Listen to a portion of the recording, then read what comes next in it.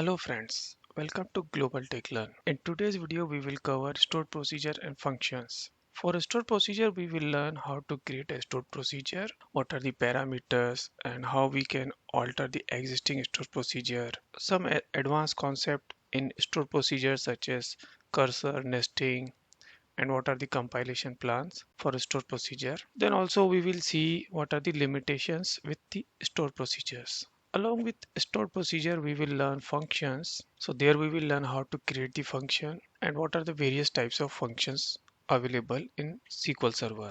After that, we will also see what are the differences between stored procedure and functions and what are the best practices that we should follow while develop stored procedures and functions. And at the end, we will see how to decide between stored procedure and functions, like what we should use in business requirement. So let's begin with the stored procedure.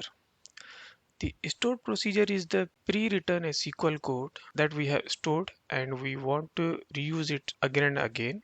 So let's say if we have set of SQL queries that we want to use again and again, then instead of writing these queries multiple times, we can store this set of SQL queries in particular block that is called store procedure and we name it. That is called store procedure name, and then we can call this set of functions for execution based on their block name. In stored procedure we can pass parameters as well. That is something, the value that runtime we want to pass it to the set of SQL scripts. So let's try to create a stored procedure in SQL Server. Now we are in SQL Server Management Studio, and here under database we see there is an option programmability, and under programmability we can see there is an option for stored procedure. If I expand the stored procedure, here you can see we have system stored procedure. These are the list of stored procedure which are available by Microsoft SQL Server, and we can get list of the all the system stored procedures.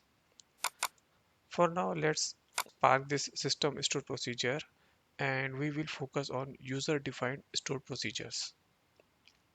So to create some stored procedure or user defined stored procedure, we can right click on the stored procedure. Then under new we will get option stored procedure. So let me click on this.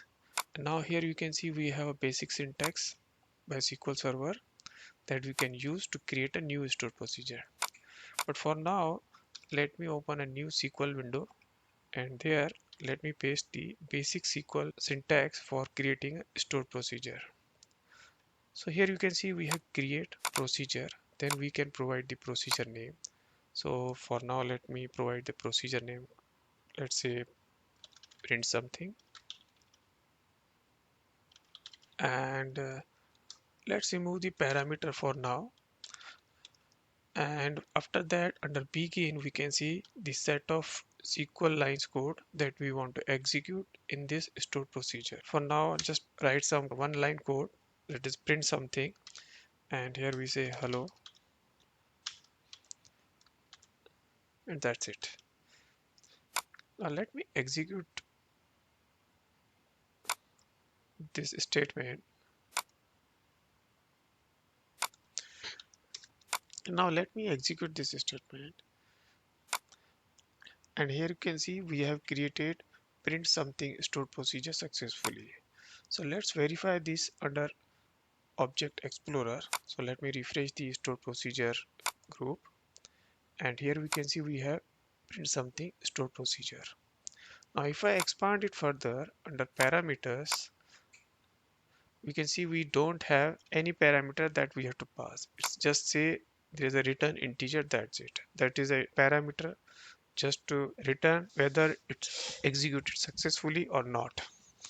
So now let's try to execute this stored procedure. For that we have to write statement execute, that is exec, and then we have to provide the stored procedure name, and that's it. Let me execute this statement, and here you can see under messages we are getting hello printed as per the SQL code written in stored procedure.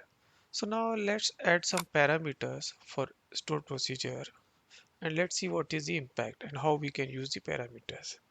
For example, under parameter, I want to pass some name.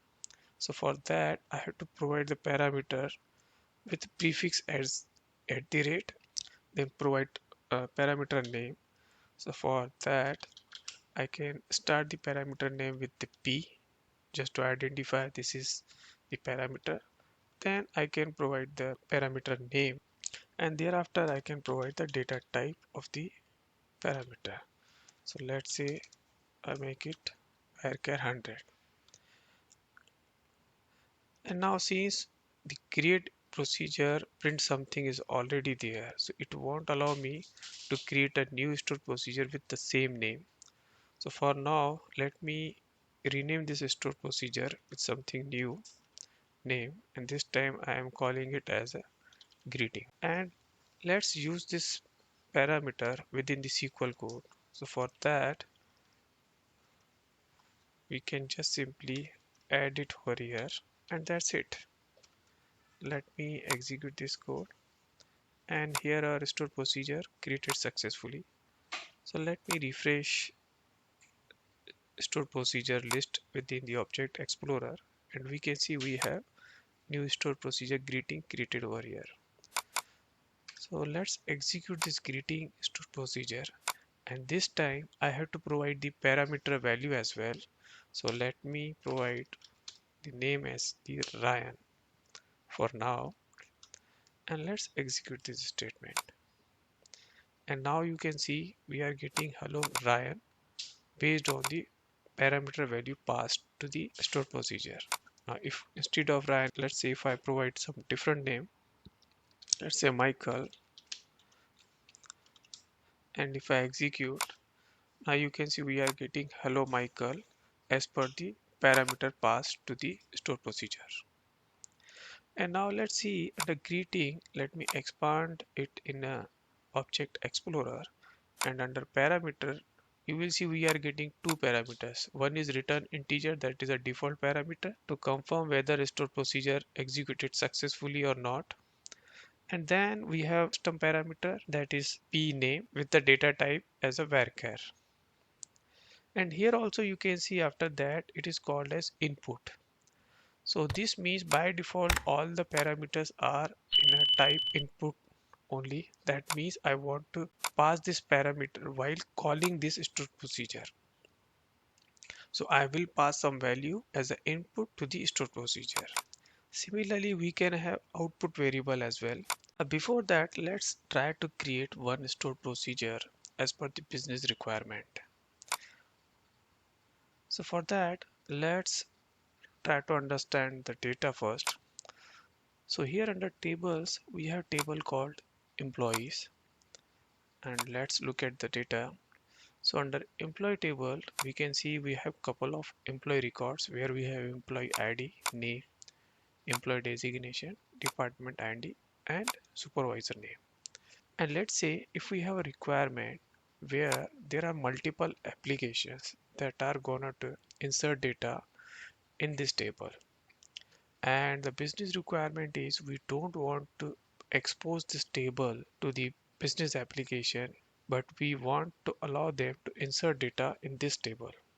So for that we had to create a stored procedure that will insert the data in this table, but it will accept the values from the multiple application through the parameters. So here let me write the business requirement over here. So the first requirement is the applications needs to insert data in employees table,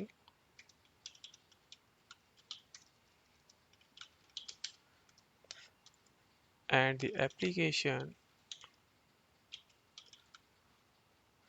will send the data for the table to insert. And after that, the table should not be exposed,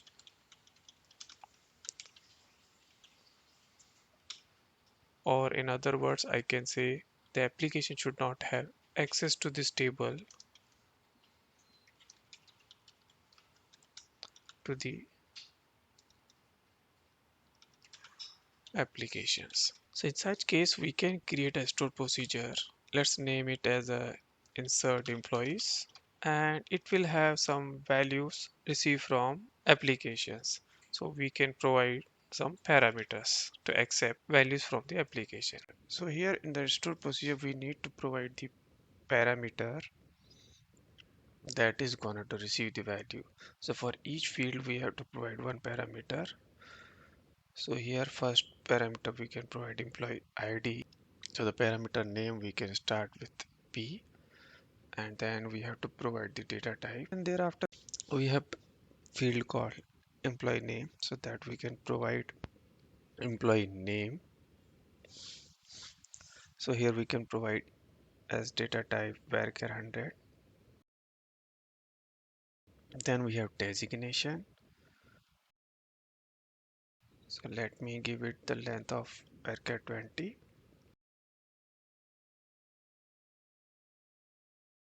Then we have department ID, that is again varchar.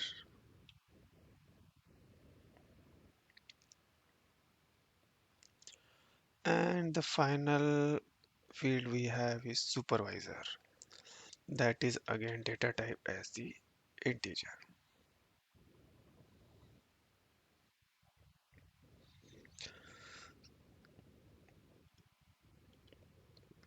So now as per this stored procedure create syntax, we have to provide the keyword create, then procedure, and thereafter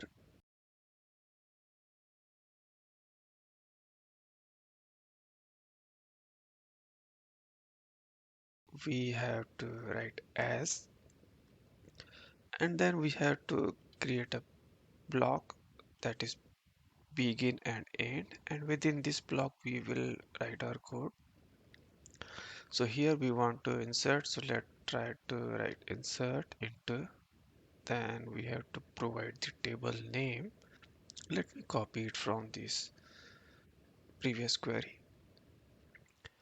and after table name we have to provide the list of fields that we want to insert in the table.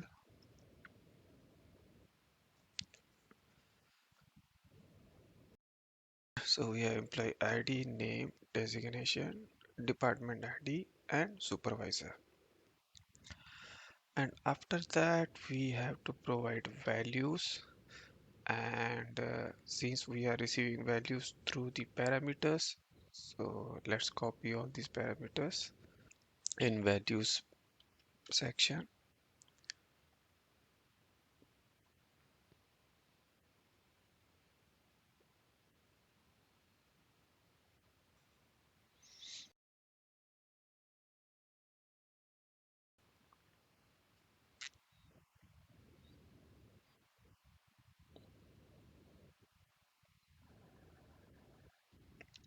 So here we can validate, here we have employee ID, name, designation, department ID, and supervisor, and the same sequence we have followed in insert statement. Now let's try to create this stored procedure, and we can see the stored procedure has created successfully. Now let me check in the object browser, and here under stored procedure, after refresh we should get the stored procedure, and here we have insert employees stored procedure. Now let's try to execute this stored procedure. So let me open a new window, and first let's try to list all the data from this employee table, and here we can see we have 5 records in employees table.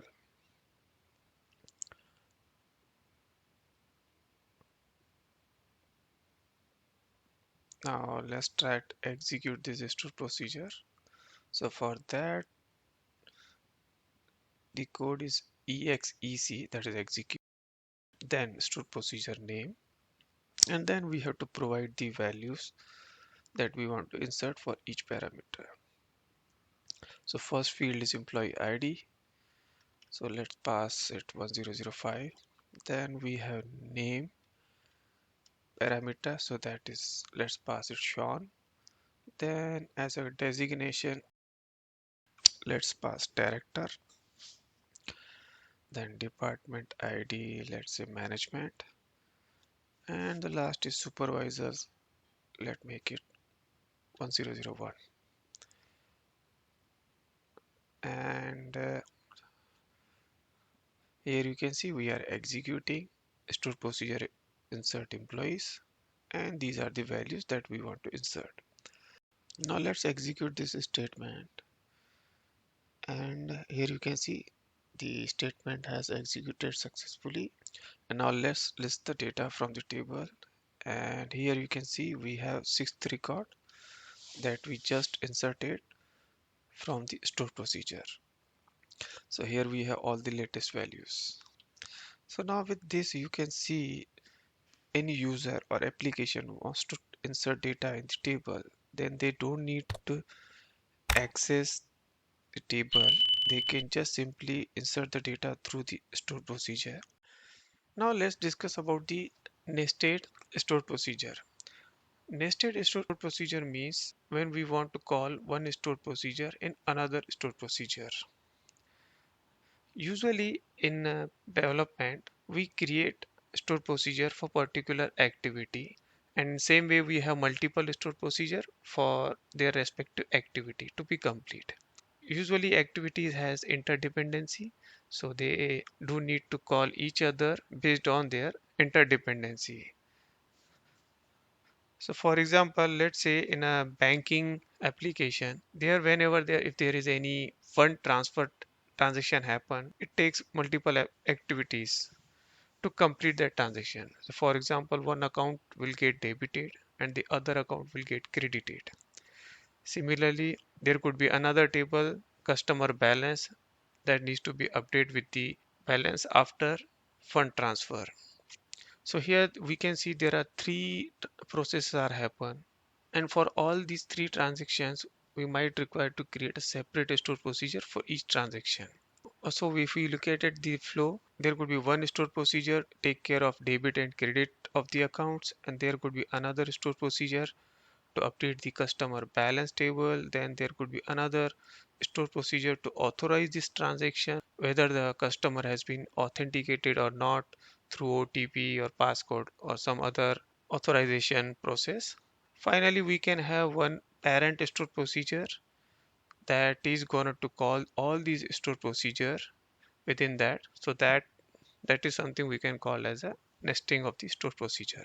So let's take as a business requirement based on the data we have. So here so far we were trying to insert data in employees table through the stored procedure. Now let's say if there is a business requirement that when any application or the user is trying to insert data in the employees table, then we have to validate the designation. So if this designation is available in designation tables or not. If it is not, then we have to insert the designation in designation table, and if it is already available, then we need to skip that.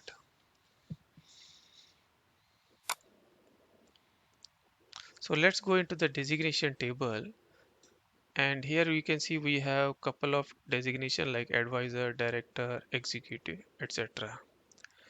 And here in insert employees store procedure, we are passing designation as a director.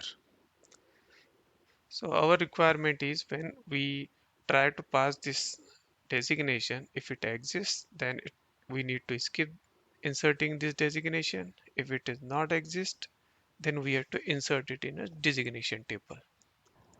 So for example, let's say I enter sales executive, and since we don't have sales executive in the store procedure, and let me pass the employee name as Bill and employee ID as 1008.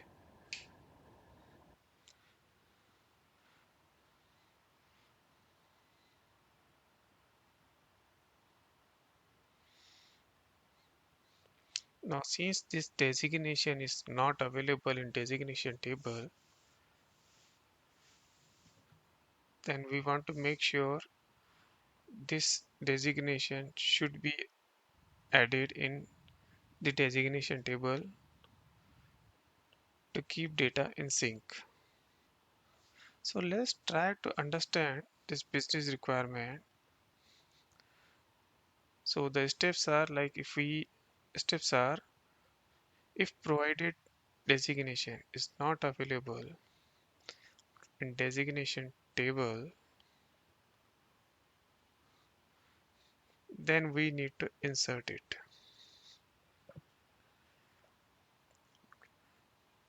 And if it is already available in the table, then we can skip that. And along with this,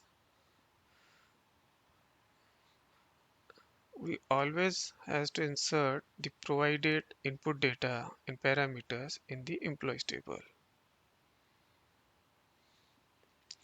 So let me open a new window. Then here we can create one stored procedure.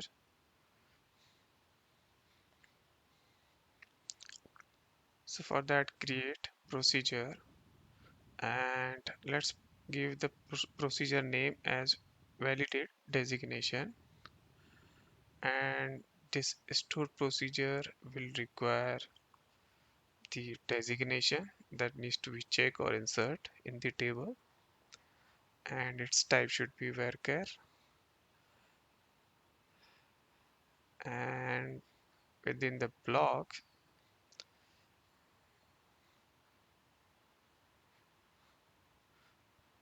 we want to check if provided designation whether it is available in the designation table or not. So for that, first let's create one variable to hold designation availability,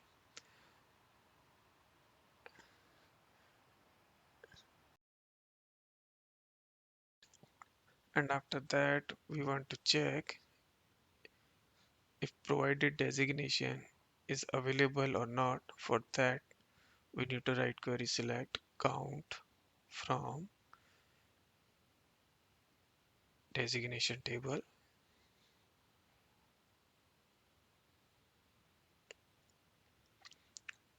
where designation equal to the designation value passed within the stored procedure parameter. And now we need to capture the count in the exist variable. And now, since we have the count in the exist, so if it could be 0 or greater than 0, so now we can write the logic if exist variable greater than 0, that means the designation is already available, so we can just print designation already exist. And in else block we can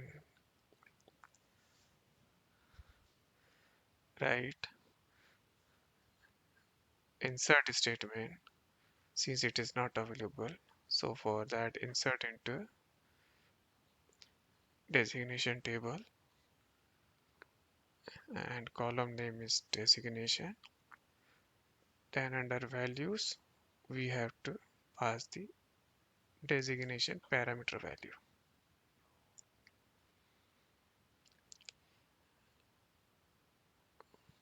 Now let's try to create this stored procedure,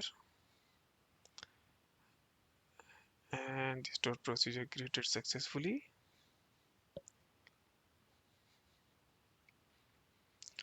Now let's try to test this stored procedure by executing it with some values. So for that, exec execute validate designation, and let's pass some value, let's say agent, and here we can see the one row has affected. That means this value has been inserted in the designation table. So let's check this in a designation table, and here you can see the agent has inserted in designations. Now let's try to execute this stored procedure with the agent once again, and this time it says designation already exists because it is already available in the designation table. Now with this we have the stored procedure called validate designation, that is as of now as an independent stored procedure, and let's try to call this stored procedure in the insert employee stored procedure. So here in insert employees stored procedure, so let me paste this stored procedure name, and here the designation we need to provide the parameter. Let me alter this stored procedure, and now stored procedure created altered successfully. And now you can see the validate designation stored procedure is nested within the insert employees stored procedure. Now let's execute the insert employees stored procedure and let's see the impact. So now let me execute insert employees, then let me pass employee ID 1010, then name, let's pass this time rock, then designation, let's say broker,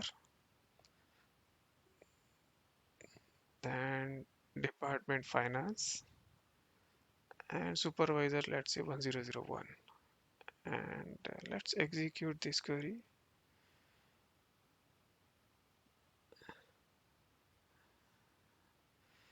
And here, since this stored procedure is going to return some value, so we need to declare one variable to capture that value. So let's say declare one variable called record count,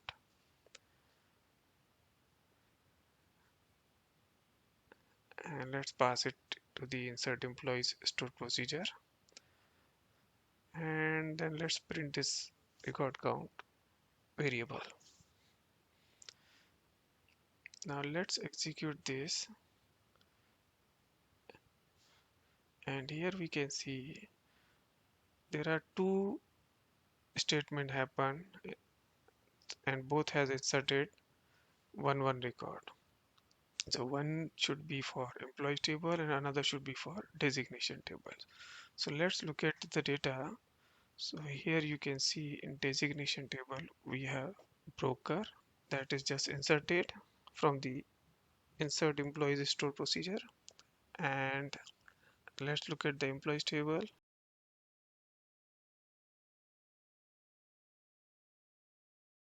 And here you can see we have rock with the designation broker inserted in employees table.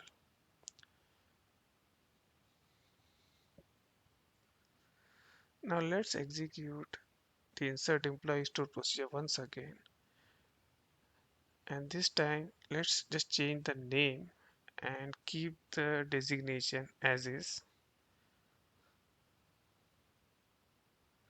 and let's execute this stored procedure, and this should insert only one record in employees table, and for designation it should say the designation is already exist. So here you can see one row affected, that is inserted in employees table, and for designation it says it already exists, so it is not inserted in the designation table. So let's validate this data again by looking at the employee tables data. So here you can see we have Rocky with the designation broker.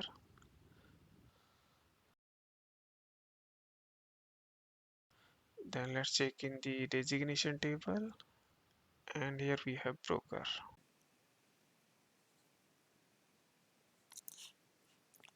So this is the example for the nested store procedure where one store procedure can call the another store procedure. Now let me close all the window before move on to the next topic.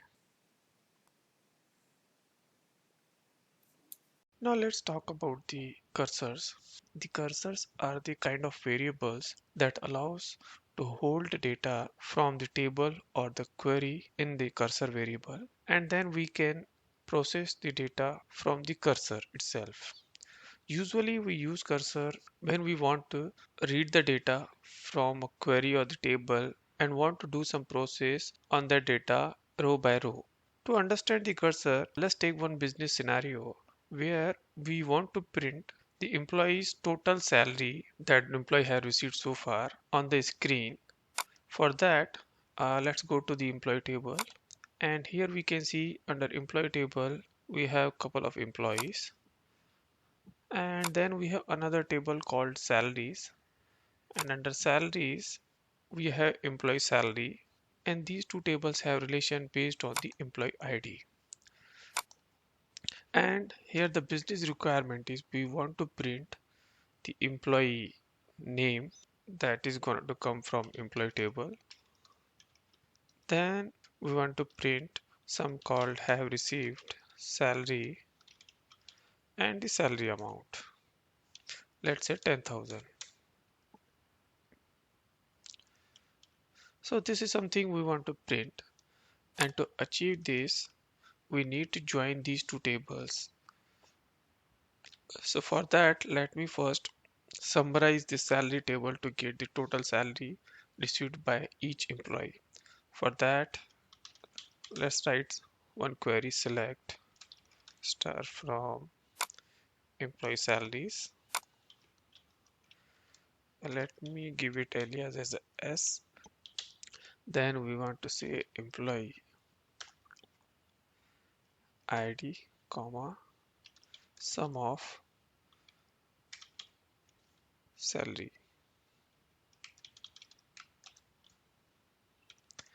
And then group by employee ID. So now let's execute this query.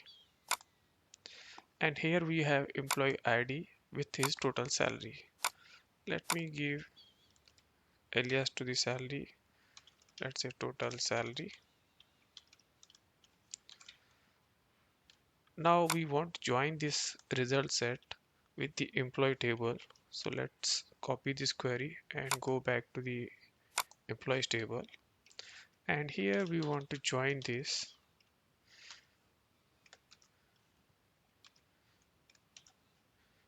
total salary query with the employees table. So let's join this based on s.employee id is equals to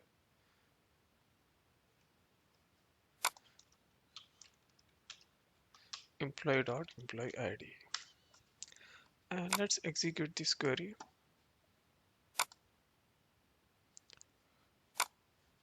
Okay, we have employee ID in both the tables. So let me define this. And here we have employee ID and all the employee information. And now let me add the total salary from S, that is total salary. And now let's execute this query.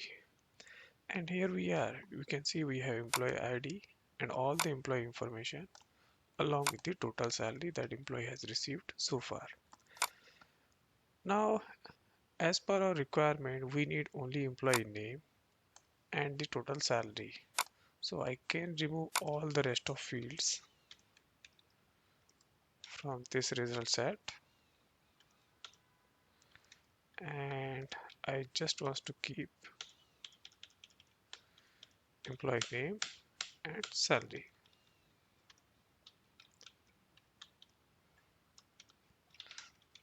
me give let me give employee name alias, and yep, we are good. Now let's try to create a cursor on top of this query. So for cursor, first we need to declare the variables that are nothing but the number of columns that we are going to store within the cursor. So for that, here we have total two columns. So I can define two variables, that is declare employee name as varchar 100, and then we have another variable salary as integer. Now after that we need to declare one cursor as well. So let me give this name as a employee salary, then cursor for, and this cursor will receive data from this query. So far we can see here we have created a cursor as employee salary, and that is going to read data from given query.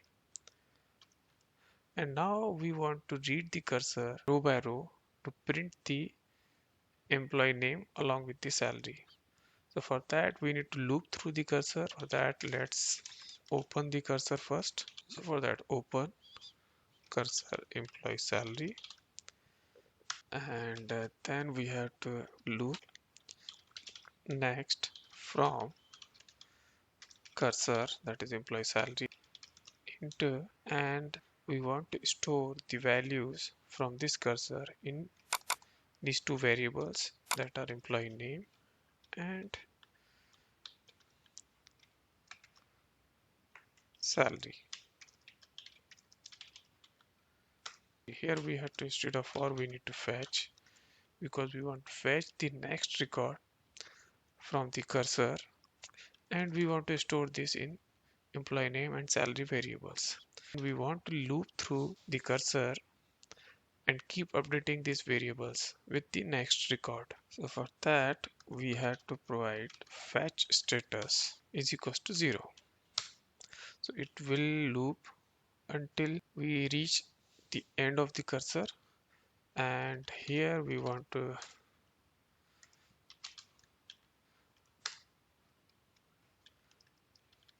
do some process over here.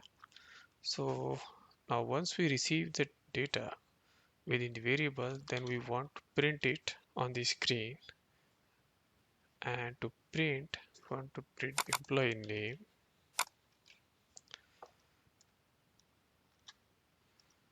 then we want to put this has received, have received,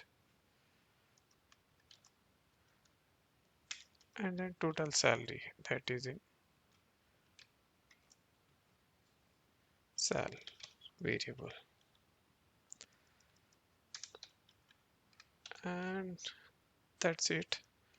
And thereafter, oh, since sal is the integer data type, then we need to use concat. Now let me close all these windows,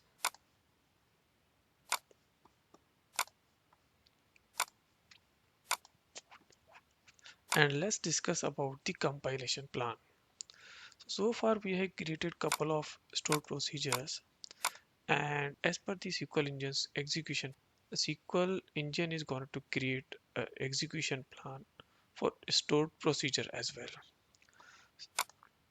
So for that, let me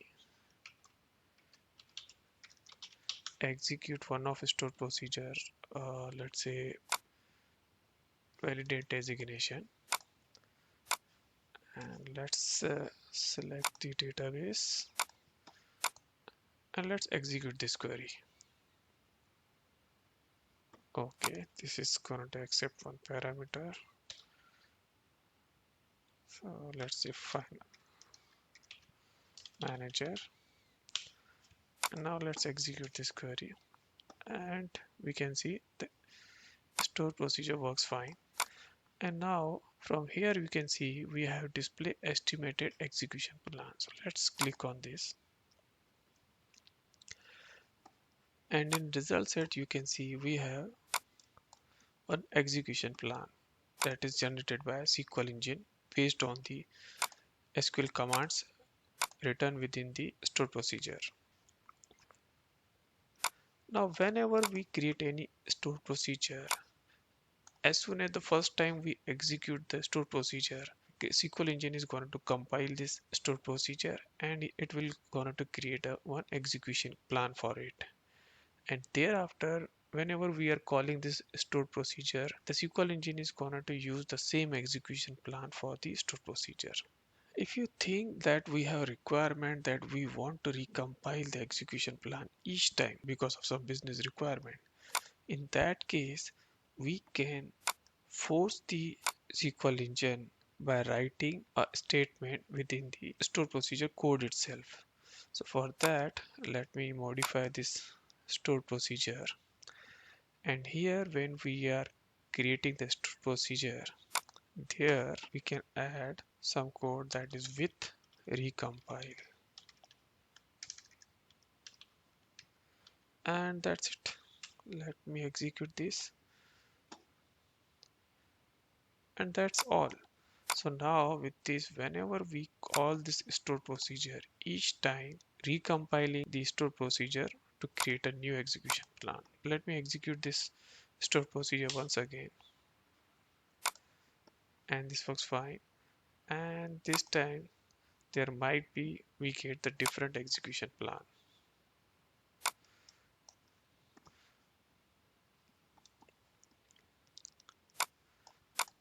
So this was the for creating a new execution plan for each execution. And also if we want to recompile the stored procedure manually instead of recompiling it on every call, so in that case we have another command that is sp recompile, and then we have to pass the stored procedure name, that is tbo dot, let's pass this stored procedure,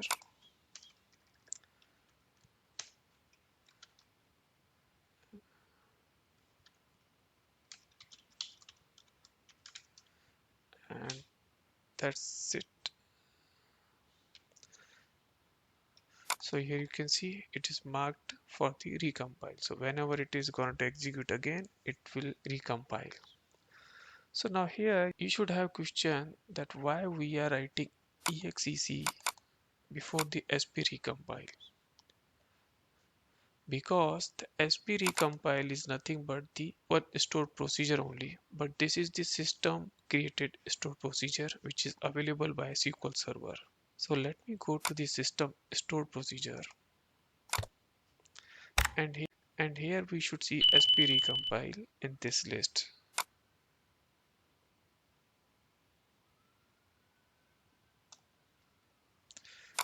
And here we have the sp recompiled. If I expand this, I will get all the parameters, that is the object name.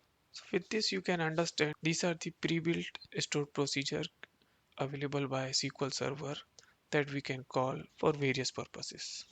So there are many stored procedure that we can call, such as we have refresh views. If we want to refresh a particular view, we can refresh using this system stored procedure. Now let me collapse the system stored procedure and let's focus on the user defined stored procedure only.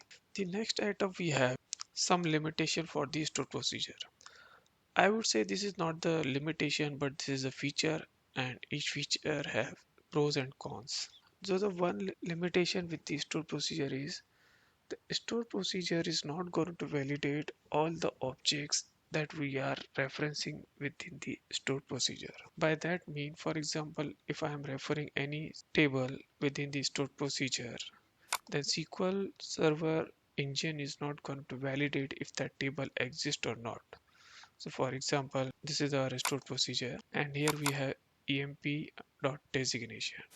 Now here instead of designation, let me add some suffix called underscore test, and let's go to the tables, let me refresh these. And under EMP schema, you can see we don't have table called designations underscore test. But here we have written designation underscore test. So now let me create this stored procedure.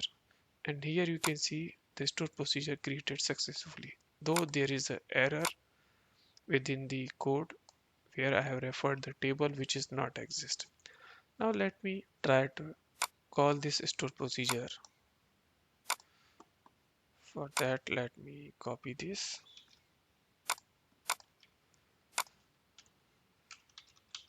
So execute stored procedure and let's pass some parameter as manager.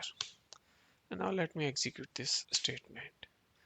And here you can see we are getting error called invalid object name emp.designations underscore test.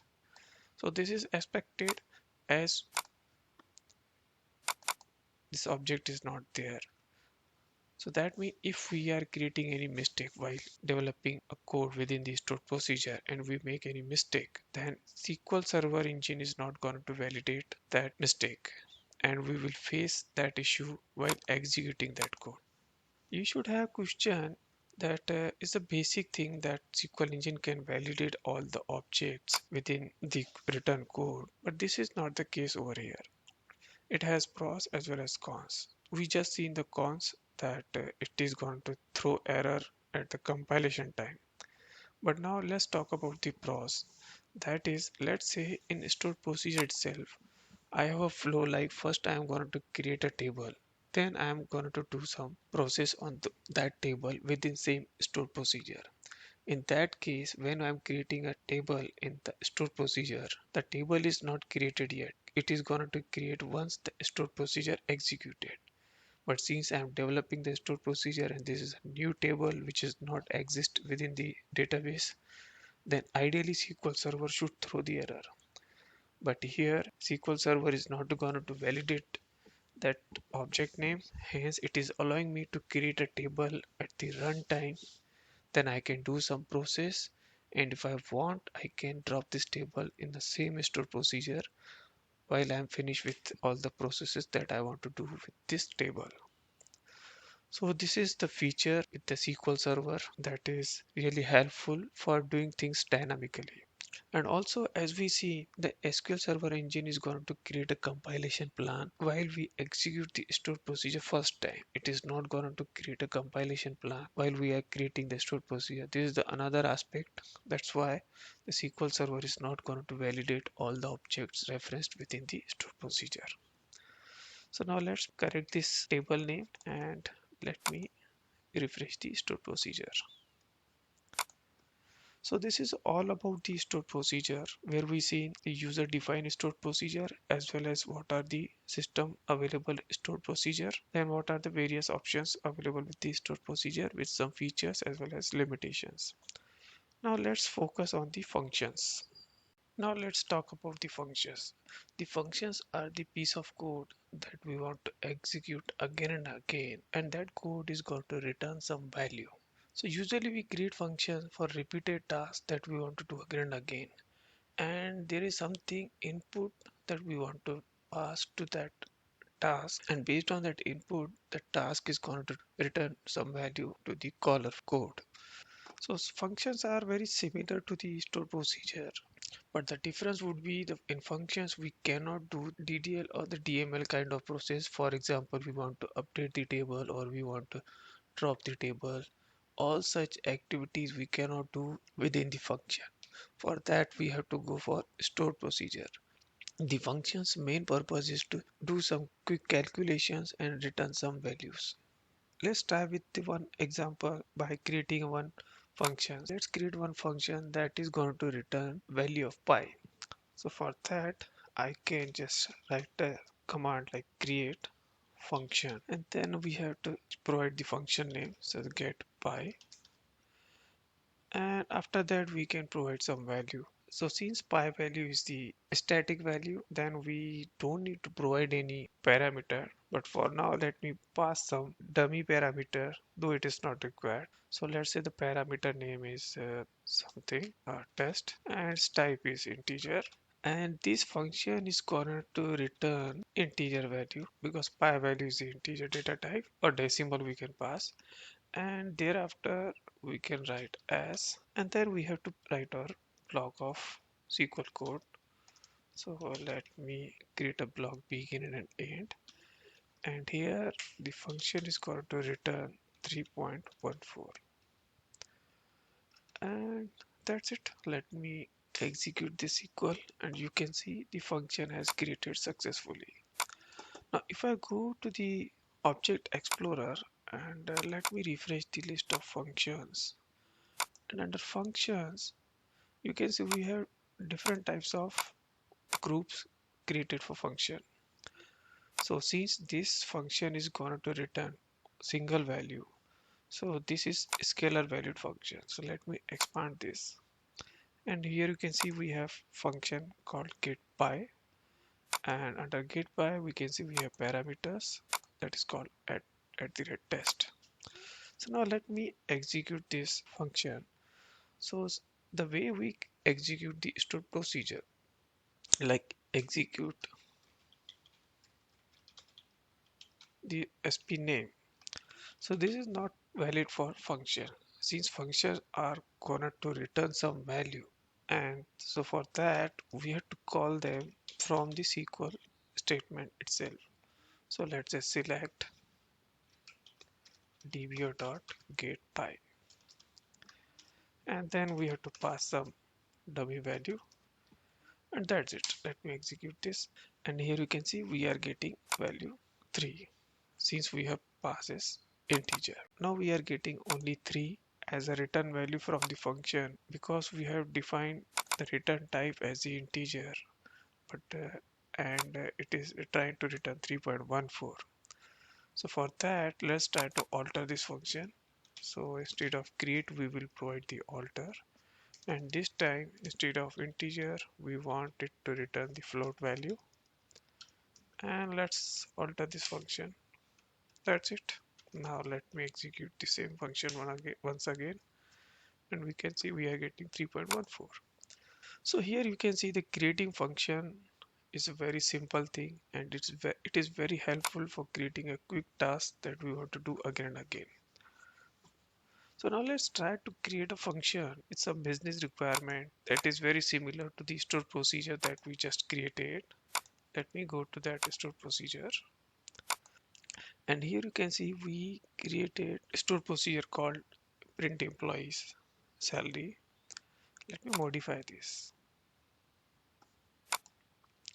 and here we have this query. We just wrote this query where we are getting employee name and total salary. Now let's say the business requirement is we want to get the salary of the employee by providing employee name. That means we will pass the employee name and we should get the total salary of that employee, not the complete list of the employees. So for that, let me copy this query, and let's go back to our function. Let's remove this, and this time just try to create one more function. Create function get salary, and we are going to pass the employee name. So for that we can pass variable name, that is varchar 100, and after that it is going to return value. So this time let's make it integer only, and after that we can provide as, and here we have to provide that query within the function block. So let me paste this query. So our query says name salary, so here we just want salary from this query, and we want to add one where condition where employee name is equals to the variable name. That's it. This should work fine. And we want to store this value. So for that, let me declare one variable called salary as data type integer. And yep, we have missed one parenthesis over here. And we want to store the return salary in this variable. That's it. Let me execute this function. Oops, we don't have employee name, so let me list the employees table.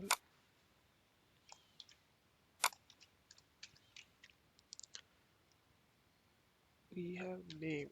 So what is wrong here? E dot name. Yeah, we have to write where condition after the join. Okay, yeah. So now let's create this function. And yes, as function returns some value, so we have to return the sal variable that holds the salary. Let's create this function, and that's it. The function created successfully. Now let's try to call this function. So for that, we have to pass the some name. So let's go back to others window, and here we can see we have John. He has received 18,000 salary. So let me put that John in the function parameter, and here you can see we are getting 18,000 salary. So now I don't need to create this complete statement to get employee salary. I have encapsulated this statement within this function name get salary, and each time wherever I am writing a query, I just need to call this function along with the employee name and I will get the salary. So let's try with another employee called Ryan, and let's execute this, and here's Ryan's salary. So this is a cool function that we can just call the function get salary and we will get employee salary. So now with this, I hope you can understand what is the difference between stored procedure and function.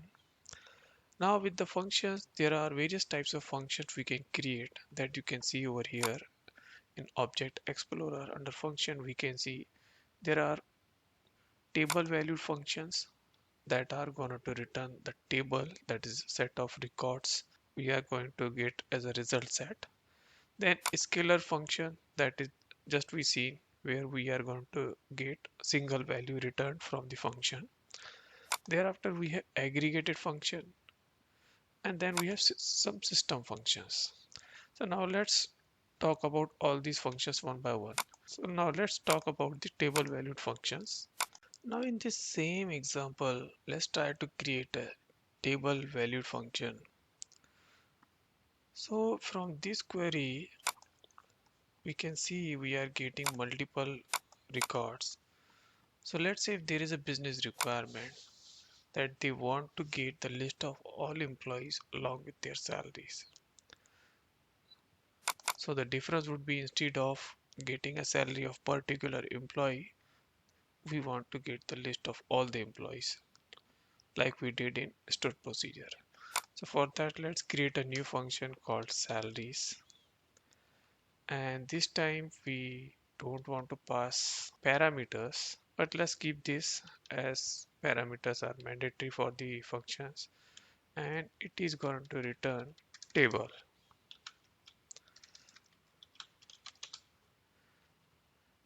As begin, and this time I don't want any parameter, so let me remove this,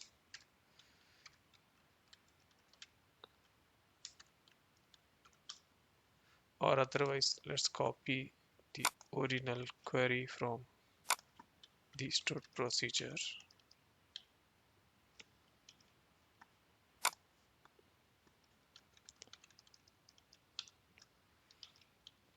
Now let's execute this query, and here you can see we are getting all the employees along with their total salary, and we want to return this complete query. So for that we can just return and this complete query.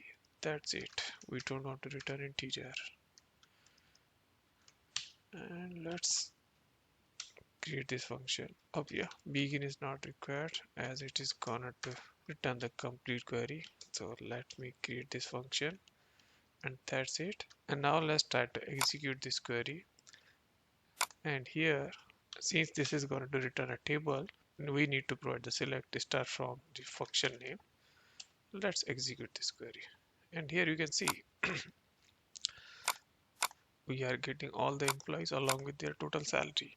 So with this function, we don't need to write this long query again and again. We have encapsulated this query within this function. And also we can parameterize this function. Let's say if we want to get the salaries of the employee from particular department, where here we want to pass the parameter something as department name,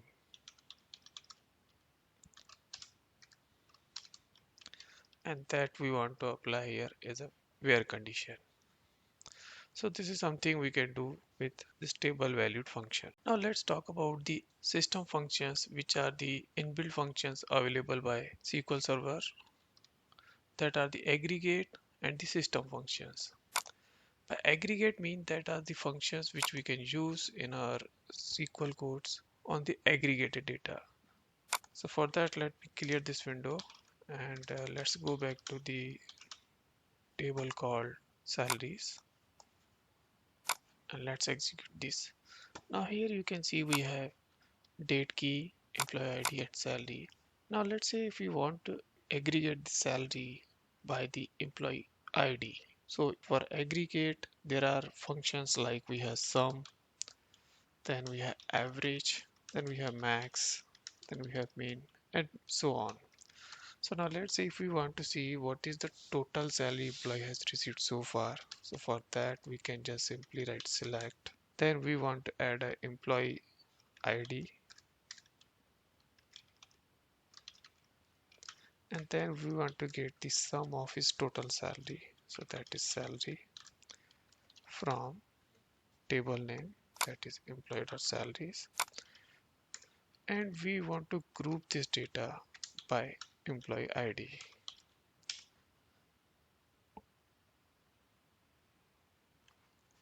Sorry, after group by, yep, now this should be good. Now here we can see we have employee ID and his total salary. So let me give this alias as total salary, and after this, let's say we want to see what is the maximum salary employee has received so far. So for that we can add max function,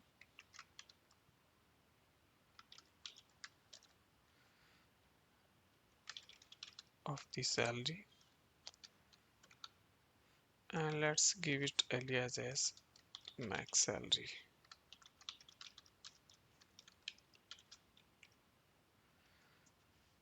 And here you can see the employee number 1000 has received 5000 salary max.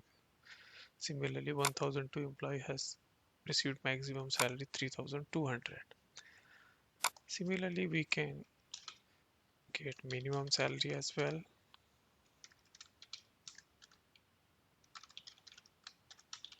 As min salary. And also if you want to see the average of the salary, then we can add that as well.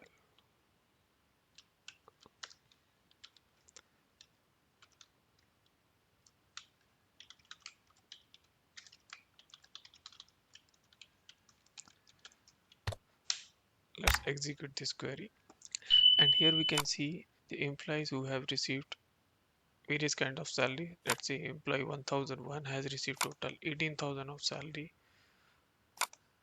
There he have received 3000 maximum, 3000 minimum, and average is 3000. That means he is receiving same salary for the months.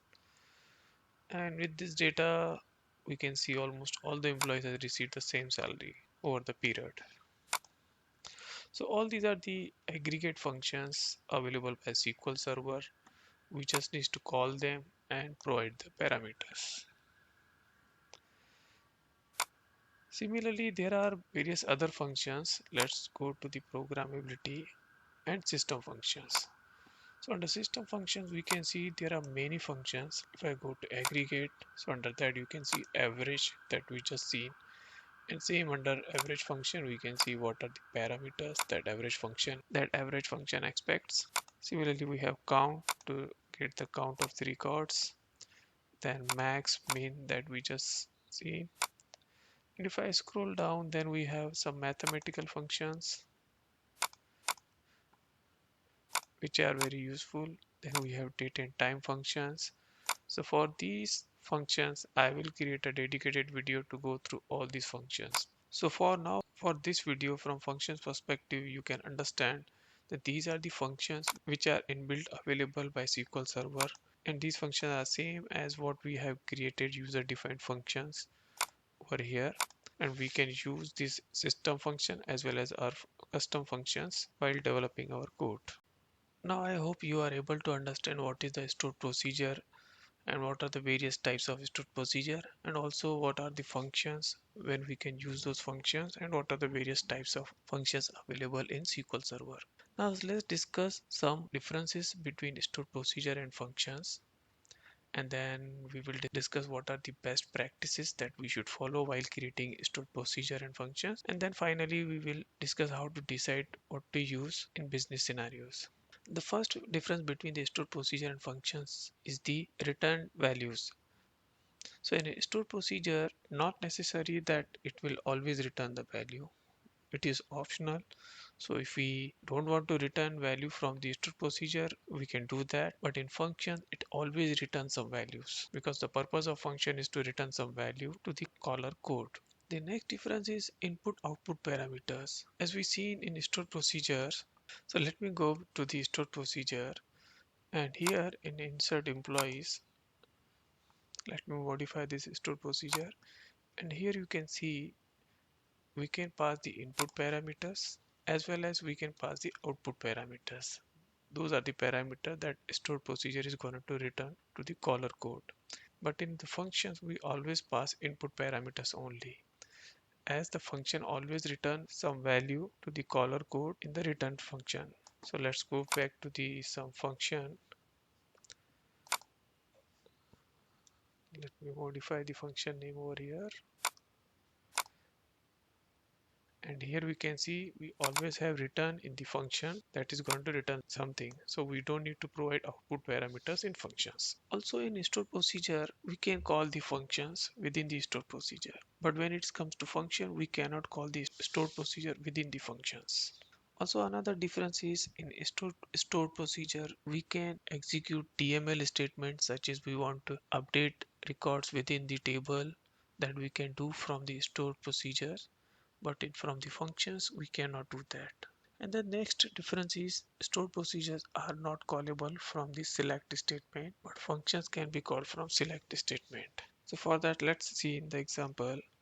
So here let's say if I want to call the function select statement, for that we can just pass the select, and we can provide the function name, let's say get by, and we want to pass some parameters, let's say 1, and here we can see we are getting the result from the functions. But instead of this, if I want to call the stored procedure, let's say greetings, and let me pass some value Ryan,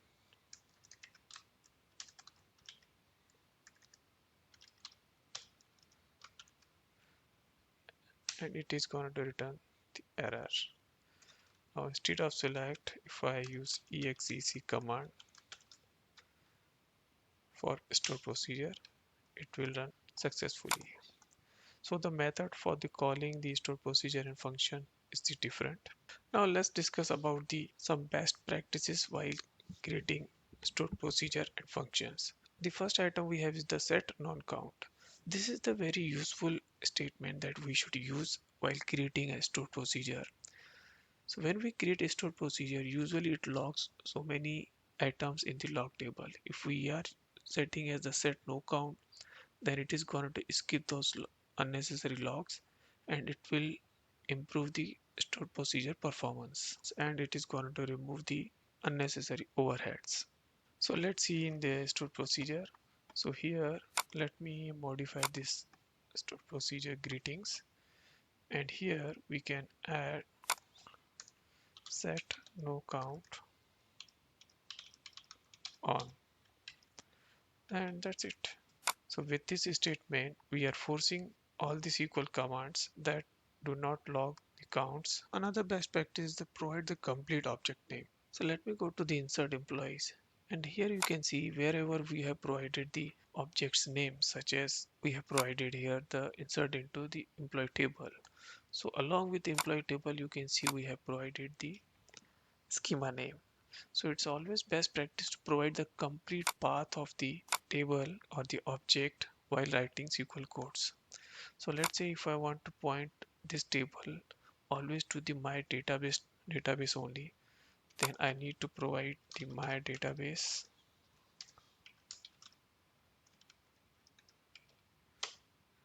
dot emp. So in this way it will have the complete path.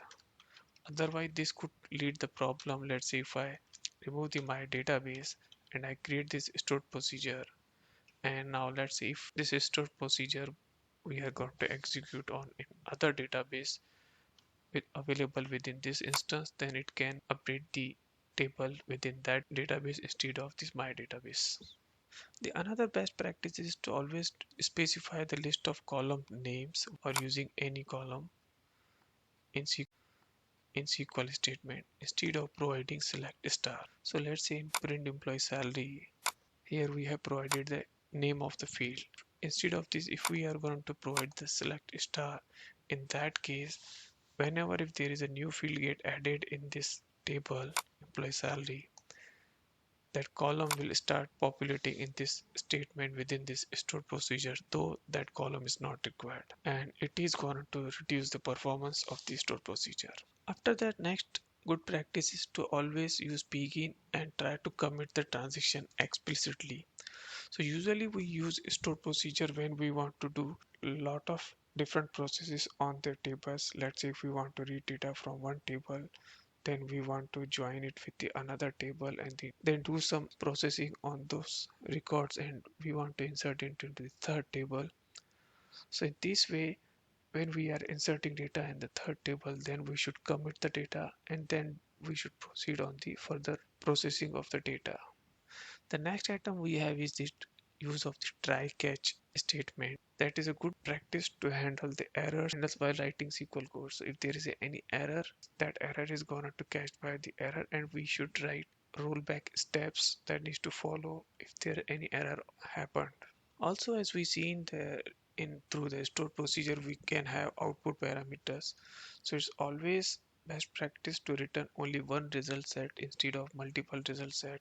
And the next is the with encryption. So we can create the stored procedure with encryption as well. So here I have a statement. Let's just select definition from sys.sql modules.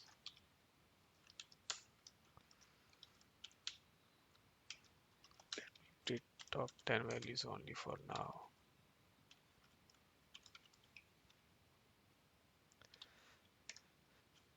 And here let me type where object id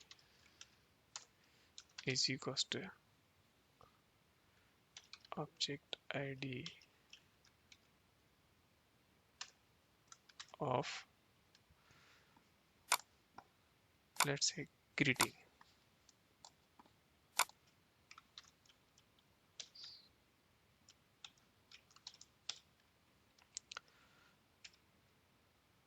Let me execute this query, and here you can see this is the system SQL modules.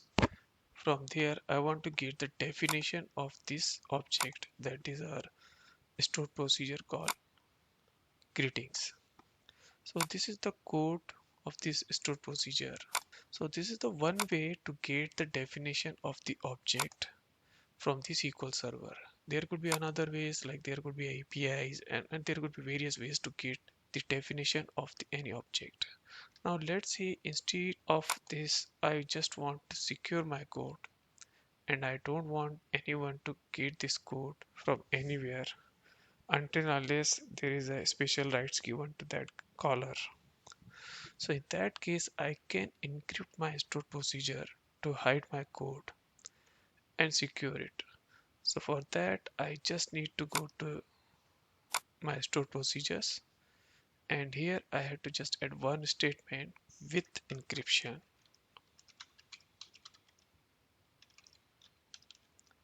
and that's it. So here you can see I have clearly mentioned this stored procedure should be encrypted.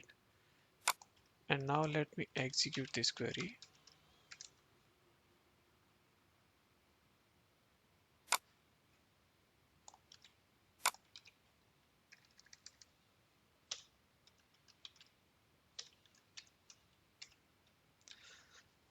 And we are getting expected output, and our stored procedure works fine, but we have encrypted it. Now let's go back to that SQL modules and try to get the definition of this stored procedure again. And this time here you can see the definition is null. That doesn't mean that the stored procedure is deleted or its definition is gone.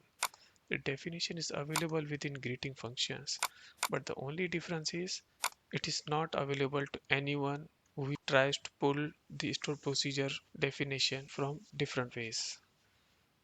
So for that, let me refresh this stored procedure again and let's try to modify this. And here you can see the modify option is disabled now. Now let me go to the create stored procedure as and create and let me open it with the new window. And now here you can see the restore procedure is encrypted.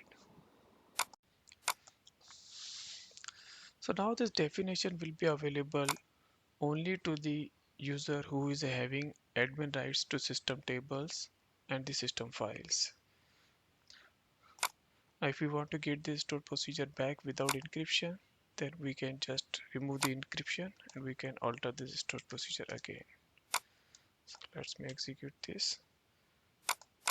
And let's try to execute this stored procedure. That works fine. And let's go back to the catalog tables and try to pull the definition. And here we can see we have stored procedure definition back. So it is a good practice to use of encryption for the subcritical stored procedure of the function or which includes some sensitive data such as some business core logics or passwords. Now let's discuss how to decide whether we should use stored procedure or functions. So stored procedure and functions both have their own usage and we can use based on different business requirement. Usually we should use stored procedure when we want to do some DML and DDL processes, and we use functions when we want to use small calculations and return some value from that calculations. So as an example, let's say if we want to get a data from one table and then we want to join it with a different table or multiple tables, and then we want to hold this data in temporary table after processing all the joins, and then we want to update this data again back to one of those tables or in third table. In that case, we should go with stored procedure. And if we want to get a sum of two values or we want to get multiplication of couple of values, then we should go for functions. Now I hope you understand what are the stored procedure and functions in SQL Server. Before end this video, I would like to ask you one question regarding these stored procedure and functions, and you can answer it in the comments window. So here is a business requirement, that is we want to get the total salary of the employees based on the employees name's first alphabet. So let's say I have 10 employees and I just want to get the sum of the salaries based on their first alphabet in their employee name, such as employee name start with R. So out of 10, if there are 3 employees whose name start with R, I want to get sum of their salaries. So in this business requirement, which option you will choose out of available four options? Either we should create a scalar function or we can create a stored procedure, or other option we have the table function, and the next option we have the stored procedure with output parameters. So try to answer this in comments window and I will provide hard to the correct answer so you can understand what is the correct answer for this business requirement. So with this I will end this video and see you in next video. Till then, take care.